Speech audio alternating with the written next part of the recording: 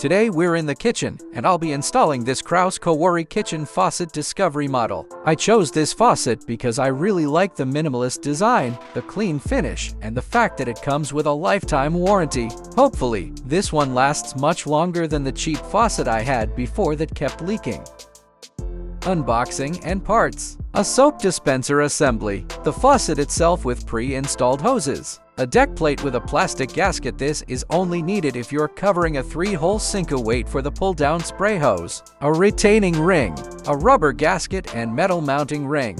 Step 1. Prep the deck plate. Because I have a 3-hole sink, I'll be using the metal deck plate to cover the extra holes. If you only have a 1-hole sink, you can skip this step. Place the plastic gasket over the plate. You'll notice the rubber seal goes all the way around the perimeter. That's what prevents leaks.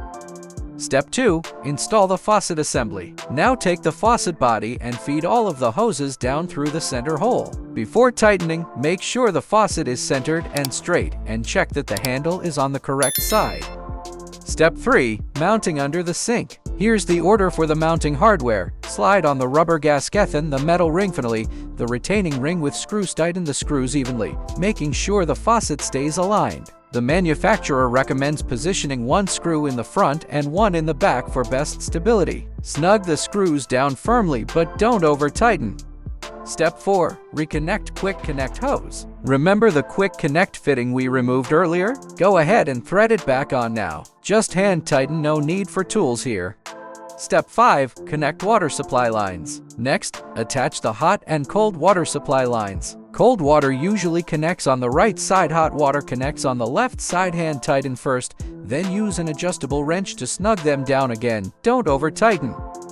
Step 6. Test the faucet. Now turn the water supply back on and check for leaks. Run both hot and cold to flush out the system. Don't forget to attach the weight to the pull-down spray hose so it retracts smoothly.